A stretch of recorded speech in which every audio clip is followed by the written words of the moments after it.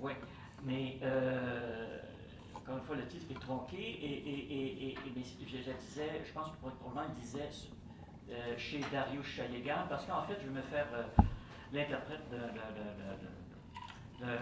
de penseurs que j'admire beaucoup pour les lumières qu'il apporte sur mon débat, mais avec une profondeur tant historique, métaphysique que herméneutique qui trouve peu d'égal. J'ai nommé le philosophe iranien Dariush Shayegan, né en 1935, qui est connu notamment pour un livre intitulé le regard mutilé, schizophrénie culturelle, pays traditionnel face à la modernité. Ce titre magnifique, mais c'est pas de ce livre-là que je vais parler. C'est un livre qui remonte à 92, mais à la deuxième édition, publiée peu auparavant, d'un livre d'abord paru en 1981, juste au lendemain de la révolution iranienne qui l'a forcé à l'exil et qui l'a amené à poser, et ma foi à apporter d'importantes pistes de solution à la question qu'est-ce qu'une révolution religieuse? Et bon, pour ces questions-là, c'est un peu mon livre de chevet, je dois dire. Là. Alors, je vais me permettre de vous le déballer par un montage de citations, mais quand même pour retomber vers la fin, vers les manifestations plus récentes de ce phénomène nouveau d'une révolution religieuse, en l'occurrence islamique. Tiens, quand je dis je vais vous mettre son image et je vais vous faire son ventriloque en quelque sorte. Voilà. Alors, donc, la question, qu'est-ce qu'une révolution religieuse? En un mot, la réponse pour lui, c'est l'idéologie. Une révolution religieuse, c'est l'idéologisation de la tradition. Donc, tel que présenté en préface, cette problématique, c'est que, avec le premier exemple de quelque chose qui s'appelait la révolution islamique, c'est-à-dire la révolution iranienne, la révolution religieuse devenait le symptôme grave d'un double échec, tant du côté de la modernité, incapable de convaincre les masses frustrées gisant en marge de l'histoire, que du côté des vieilles traditions, tout aussi inaptes à assimiler les ruptures historiques des temps modernes. Donc, ce qui résultait dans un nouvel obscurantisme. Alors, pour comprendre ça, il applique en fait une sorte de double herméneutique dont il trouve un peu le modèle dans un passage de Paul Ricoeur qui plaide pour faire coexister d'un côté deux types d'herméneutique, une herméneutique du crédit, une herméneutique amplifiante qui intègre dans une symbolique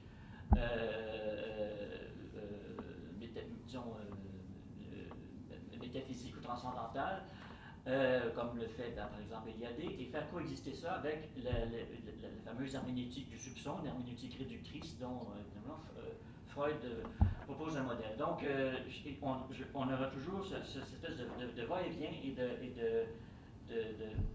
dans son exploration de ces deux types d'interprétations qui peuvent en fait se compléter dans notre situation concrète de rupture épistémologique en quelque sorte, à la fois dans l'espace avec l'Occident, mais surtout dans le temps, à un moment précis de l'histoire de l'Occident où il a cessé il est sorti du cadre qui avait été celui de toutes les cultures humaines connues, c'est-à-dire le cadre traditionnel ou symbolique, avec la révolution scientifique.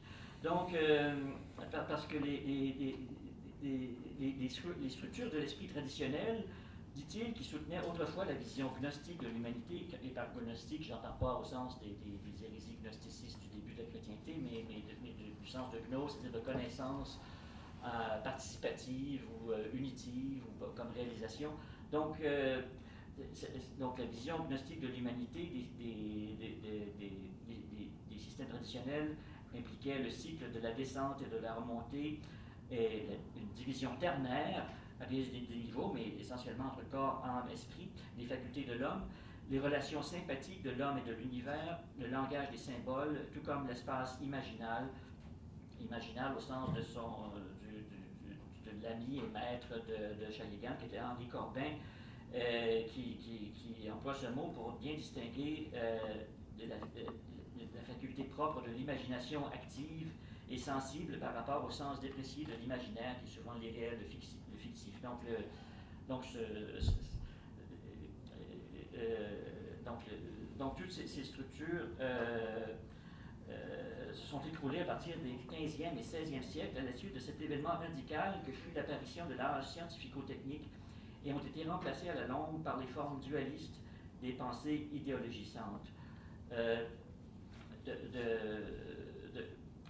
De sorte que le progrès unidimensionnel se substitua à la remontée ascensionnelle, l'histoire linéaire et diachronique à l'ascension cyclique et synchronique, les temps et les espaces homogènes de l'étendue géométrique au temps et espaces singularisés des espaces de l'âme, la causalité physique à la coïncidence synchronique des symboles, et le dualisme du corps et de l'âme à la structure ternaire de l'esprit, et finalement l'allégorie au symbole.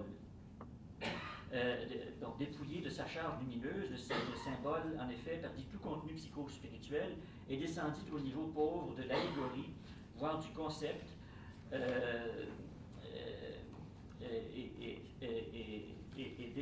dès lors,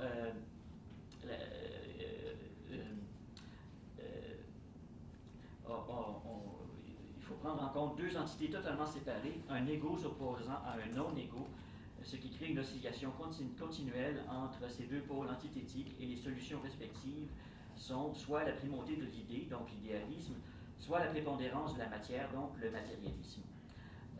Il cite le philosophe Ferdinand Alquier. Les philosophes occidentaux peuvent se classer en deux groupes, ceux qui coupent la vision des choses en deux et ceux qui recollent, et l'on peut ajouter que le philosophe occidental ne recolle que pour couper ailleurs. C'est le destin d'une humanité qui sort du symbolique et de ses traditionnel et de ses structures ternaires. Ainsi, si ces structures traditionnelles pouvaient être comparées à des miroirs qui réfléchissaient à la lumière de l'être, tout en révélant le rapport transparent qui reliait l'être à l'état, les formes réductionnistes, donc dualistes ou harmonistes, mais dualistes sous un autre angle, qui se sont substituées à elles, se présentent en revanche comme des miroirs brisés qui déforment chacun à leur manière la lumière du monde. Cette substitution est bien le signe d'un bouleversement métaphysique d'une portée majeure, provoquant un renversement total de perspectives qui prive les structures d'autrefois de leur raison d'être, de sorte qu'elles se sont trouvées reléguées dans l'inconscient de l'homme moderne, donc refoulées, pourrait-on dire.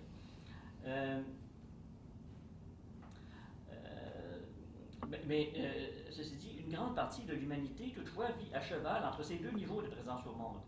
D'un côté, les grandes civilisations non occidentales, en raison de leurs énormes réserves spirituelles, restent ouvertes au langage archaïque des mythes qui, puisqu'ils ne trouvent pas de lieu objectif dans le monde environnant, se replient sur l'horizon privé des croyances religieuses et se constituent dès lors un monde séparé.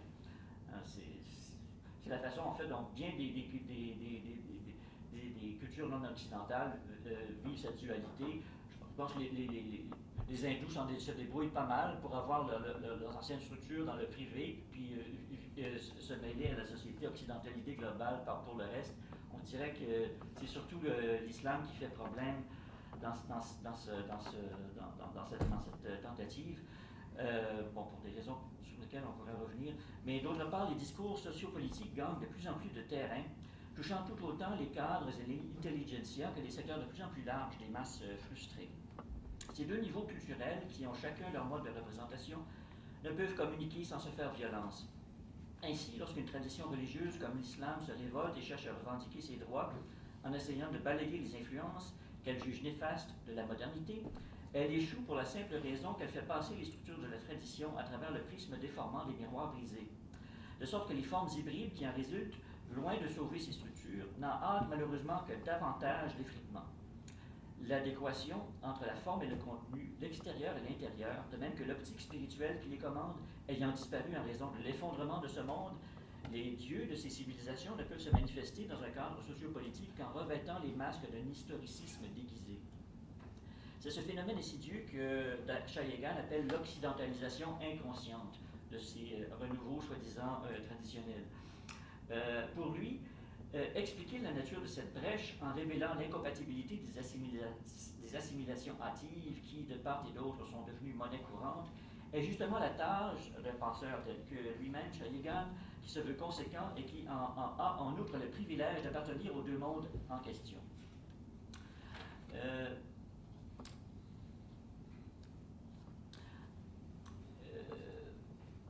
Mais de façon plus générale, au dialogue dit de l'Occident et de l'Orient, du Nord et du Sud, des pays post-industriels et des sociétés sous-développées, se substitue pour les masses qui sont prises dans l'entre-deux le non-dialogue de l'homme avec lui-même, de l'homme avec son âme, c'est-à-dire de l'homme religieux, pré-galiléen, et de l'homme occidental qui, du fait de sa domination mondiale, a imposé sa façon de voir à la planète tout entière.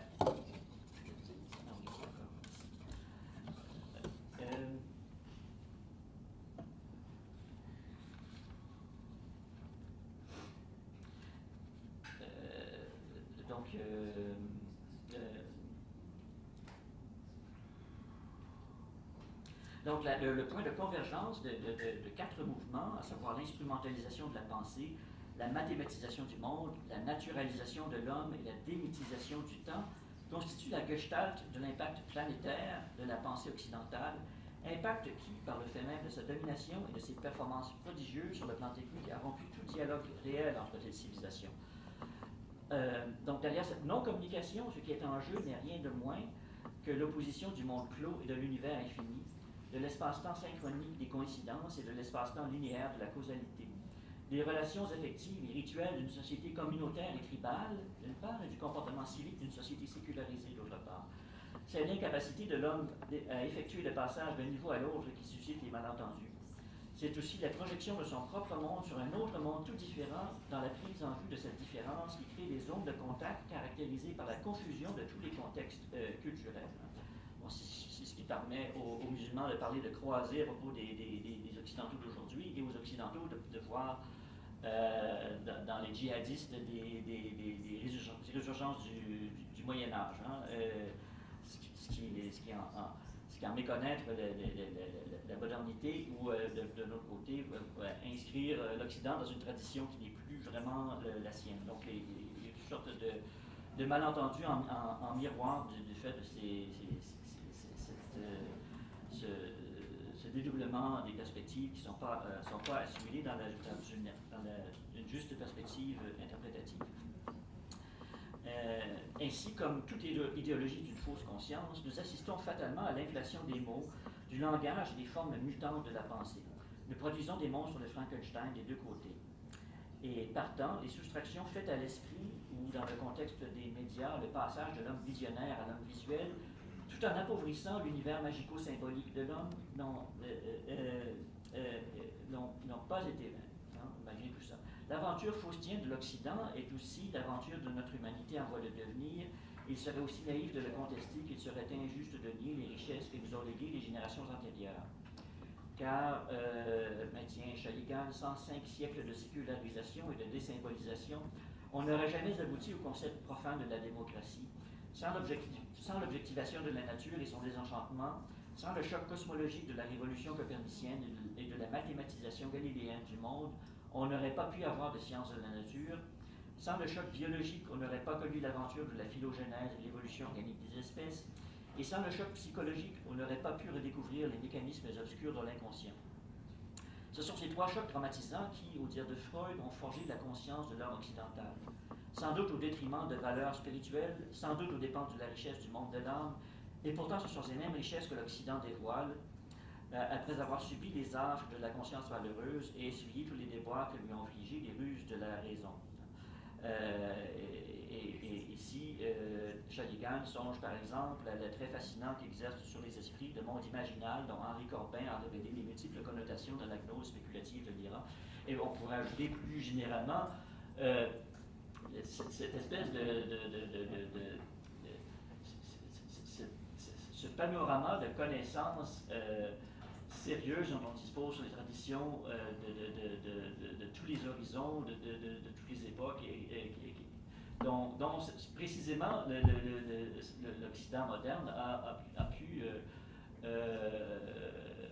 rendre possible la mise en parallèle consciente jusqu'à dans sa propre contestation à dégager le concept de tradition en soi, pas de tradition particulière, mais de tradition en soi, et pouvoir le reconnaître dans ses propres antithèses. Hein. Donc, une sorte c'est comme si avec le danger croît ce qui sauve. Là, c'est précisément à mesure qu'on perd l'accès culturel aux traditions que la modernité met en péril, sur d'autres angles, elles deviennent plus accessibles que jamais. Ce qui fait dire à Dariush Shayegan, dans un livre plus récent, du début du siècle, que la lumière vient de l'Occident aujourd'hui. Le sous-titre est le réenchantement du monde et la pensée nomade. Hein, il y a une sorte de renversement des pôles entre l'Orient et l'Occident qui devient possible. Parce que l'homme ne perd pas pour autant le gain des niveaux de conscience qu'il a acquis en se révoltant contre les dieux, mais il s'efforce au contraire, et c'est de la réussite de cette tentative de réintégration que dépendra l'avenir de l'homme, de les assimiler, de les fusionner dans une totalité où la science consciente de ses limites aurait tout autant droit de citer que l'héritage mystique de notre humanité. Ce serait ça le défi dans un autre sens que le choc des malentendus. Hein. Donc, mais depuis quelque temps, dit-il, dès 1980, nous assistons à un phénomène nouveau qui semble démentir les prévisions de l'historicisme. L'explosion soudaine de l'homme religieux qui, faisant irruption dans l'histoire, cherche à balayer toutes les valeurs qu'ont accumulé 5 siècles de sécularisation. Que ce phénomène ait été possible donne déjà matière à réflexion. La régression aux niveaux archaïques de la pensée n'est pas un phénomène nouveau. Pourtant, les grands mouvements national-socialistes et fascistes entre les deux guerres en Allemagne et en Italie nous ont déjà initiés à ce mécanisme. Cependant, ces mouvements n'étaient pas religieux au sens strict du terme.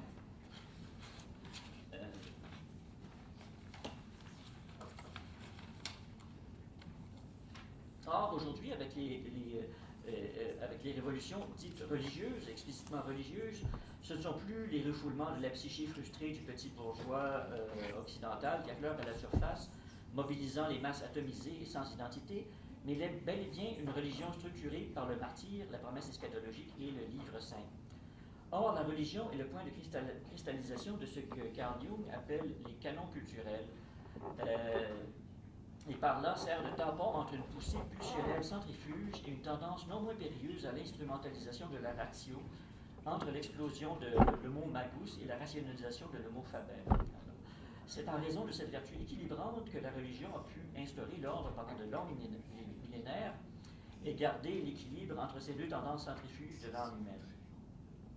Aussi, une fois que la religion entre dans le jeu des idéologies, elle brise d'une part les canons culturels qui conservaient tout en les cristallisant les formes symboliques de l'esprit, et d'autre part fait irruption dans un domaine inconnu où elle perd pied, puisqu'elle fait face à un monde qui la dépasse historiquement, eu égard au fait qu'entre son niveau et le niveau suivant historiquement plus évolué, il n'y a pas une différence de degré, mais une coupure, une rupture épistémologique. Elle se laisse, en d'autres temps, envelopper par le produit de 5 siècles de sécularisation qui influe d'autant plus sur elle qu'elle reste réfractaire à son langage. Elle tombe dans le piège de l'histoire, en épouse la forme dominante, en subit les impératifs et devient, somme toute, la contrepartie religieuse de nouvelles formes de fascisme. Et pourtant, le temps de la religion est encore d'un sociopolitique ayant disparu.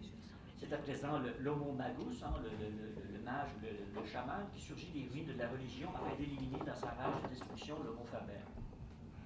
Mais à la différence des régimes fascistes, au sein duquel l'homo faber ne disparaissait pas, mais était exalté par la rage nouvelle que lui communiquait le déchaînement des instincts, le régime religieux révolutionnaire était incapable d'accomplir une performance technique ou économique.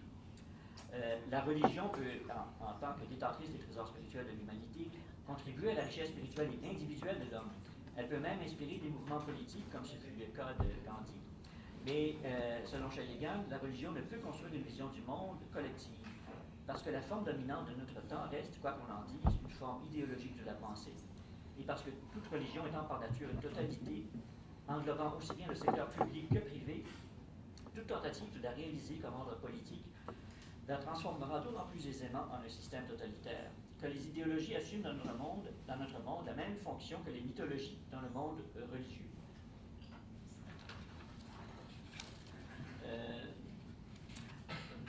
En effet, à cet égard, Shaligan se réfère à la psychanalyste Janine Chasguet-Smirgel, que Salvatore Tipari a déjà cité,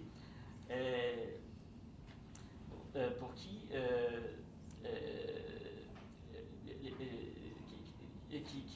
dans quelques réflexions de psychanalyse sur l'idéologie, un article de 1979, affirme que l'illusion idéologique est une croyance fondée sur l'idée inconsciente d'une retrouvaille possible entre le moi et l'idéal, d'une régression à la complétude perdue.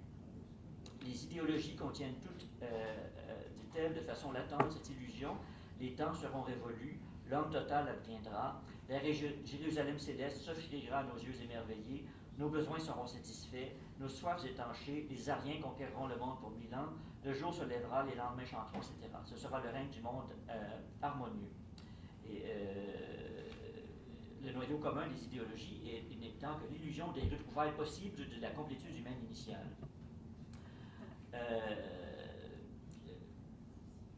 Toutes ces affirmations sont valables dans la mesure où le moi et le surmoi restent les formes superstructurelles d'une pulsion fondamentale, on le sait. L'illusion, forme privilégiée de la sublimation, du déguisement, du déplacement. L'imaginal autonome, qui était dans d'autres visions du monde, l'espace et transmutation, s'est désinvesti de sa fonction gnostique de symbolisation pour se réduire au monde subjectif de l'imaginaire, à l'économie pulsionnelle, au coût affectif. Le symbole est devenu une manière de satisfaire le désir de fusion primaire. Il traduit la nostalgie du paradis perdu et constitue, en fin de compte, une sorte de déguisement où le renoncement au désir devient lui-même une source de fabulation autour du thème « Retrouver la complétude humaine initiale ». L'idéologie est donc bel et bien un système de pensée apparemment rationnel qui promet en fait l'accomplissement de l'illusion, selon Chasguet-Smirgel. Donc une forme d'idéologie, c'est donc un wishful thinking, une pensée où nos désirs sont pris pour des réalités et obéissent en dernière instance au principe de plaisir. En ce sens, l'idéologie n'est pas qu'anti-religieuse, elle est aussi anti-philosophique. Elle est autant éloignée de la mystique orientale que du dynamisme dialectique de la pensée occidentale, et située entre les deux, elle souffre des défauts de chacun.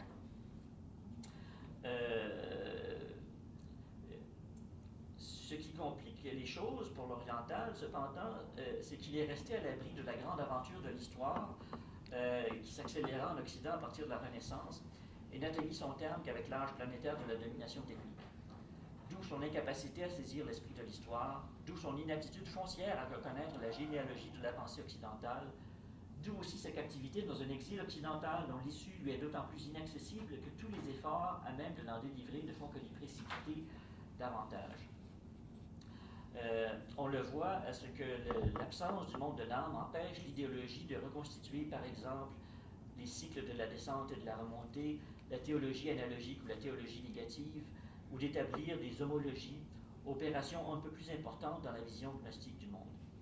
Car l'échange ne s'effectue plus dans ce contexte au niveau des symboles qui présupposaient un mode de coïncidence où le visible et l'invisible se transmuteraient l'un dans l'autre, mais au niveau de l'imaginaire, de l'illusion au sens freudien, où la même fonction de coïncidence opère encore non plus comme une rupture de niveau, ce qui présupposerait l'existence du monde transcendant de l'invisible, mais par l'identification en chaîne ou par une sorte de collage d'idées appartenant à des contextes incompatibles, provoquant des formes mutantes, aberrantes, conditions dans lesquelles le discours reste chargé d'une affectivité aussi grande, même si celle-ci se dissimule sous un appareil soi-disant rationnel.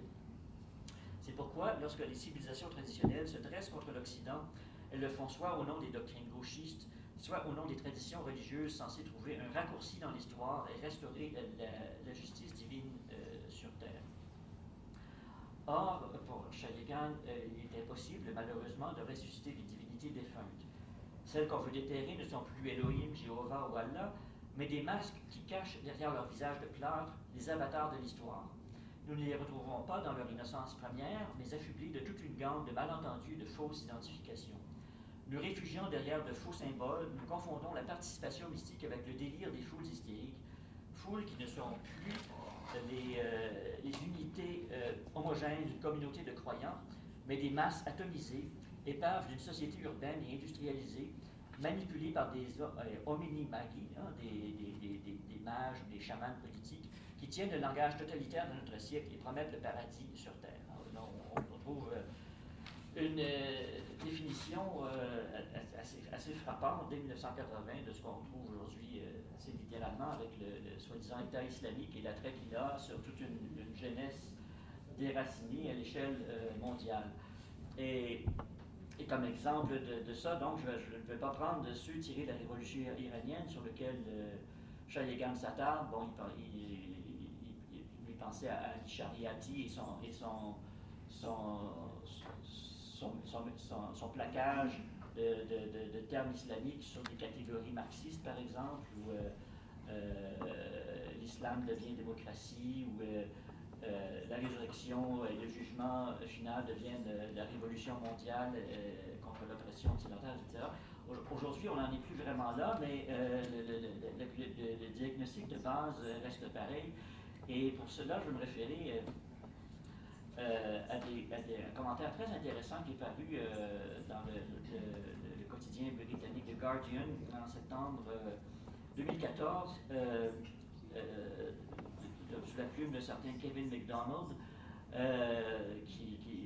bon, sous le titre les djihadistes de l'ISIS ne sont pas médiévaux, ils sont façonnés par la philosophie occidentale moderne.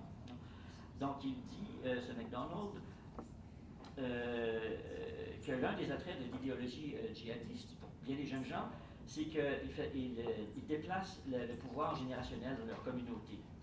Les djihadistes, et de façon plus générale les islamistes, se présentent eux-mêmes comme les vrais fidèles de leur religion, tandis que les parents de ces jeunes, disent-ils, sont pris dans la tradition, dans la culture. Hein. On oppose la vraie religion à l'héritage culturel, à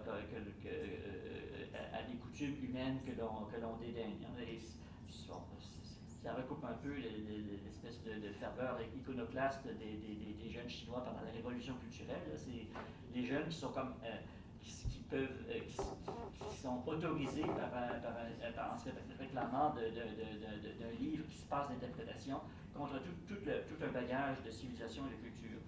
Mais en fait, c'est quelque chose qui recoupe l'institution moderne par excellence de l'État. Hein. C'est pas pour rien qu'on parle d'État islamique. Parce qu'il s'agit en fait, selon Kevin MacDonald, d'une idéologie antitraditionnelle moderne avec une dette très importante à l'histoire politique moderne. Il se réfère pour ça au discours de juillet 2014 à Mossoul, à la grande mosquée de Mossoul, d'Abou Bakr al-Baghdadi, donc instaurant son État islamique et se présentant lui-même comme calife, et qu'il citait directement et assez longuement le théoricien de l'État pakistanais, en fait, Abul Allah Maududi, donc le fondateur du parti Jamaat el-Islami en 1941, et donc en quelque sorte le père de la notion à certains égards contradictoire, de l'État islamique moderne, mais sous la forme du Pakistan, hein, qui évidemment est demeuré un foyer d'intégrisme. Alors, comme nous dit Kevin MacDonald, l'État islamique de Maududi, donc le Pakistan dont il rêvait, est profondément façonné par ces idées occidentales. Il prend l'idée partagée entre l'islam et les traditions religieuses, c'est-à-dire que Dieu est le seul juge de toutes choses et de chaque personne, et le transforme en un monopole de la souveraineté, mais en un sens qui relève davantage de la souveraineté de l'État moderne européen, surtout depuis les traités de Westphalie, c'est-à-dire qu'il y a c'est pas le mystère d'un jugement impénétrable, mais c'est simplement une instance finale, un nec plus ultra, c'est l'idée de souverainia, il n'y a rien au-dessus, et donc avec un pouvoir discrétionnaire arbitraire sans limite sur tout ce qui est en bas, et pouvant passer outre à toute toute structure inférieure à ce niveau de la souveraineté. Hein. C'est un concept qui va atteindre un peu sa perfection dogmatique avec la République française, qui n'admet pas de communauté ou de corps intermédiaires. Il y a un rapport direct du citoyen à l'État. Et en fait, pour Mao Zedong, c'est quelque chose que la République française n'a pas pleinement réalisé, un État fondé purement sur des immortels principes, mais qui, selon lui, pouvait être réalisé si les immortels principes, ben, c'était le Coran. Hein. Donc, le citoyen universel, fidèle seulement à des immortels principes, et séparé de la communauté, de la nation, de l'histoire, est au cœur de la vision de Mao Zedong d'une citoyenneté dans l'islam. De même que l'État français révolutionnaire a créé ses citoyens avec des citoyens impensables en dehors de l'État, de même l'État islamique crée ses citoyens. Et la généalogie de ça, bon, c'est une sorte de transposition d'une certaine forme d'ecclésiologie en Occident qui peut se résumer par la formule pas de salut en dehors de l'Église, et qui est comme transposée dans l'État laïque ou dans l'État moderne, sous la forme pas de personne en dehors de l'État. Hein.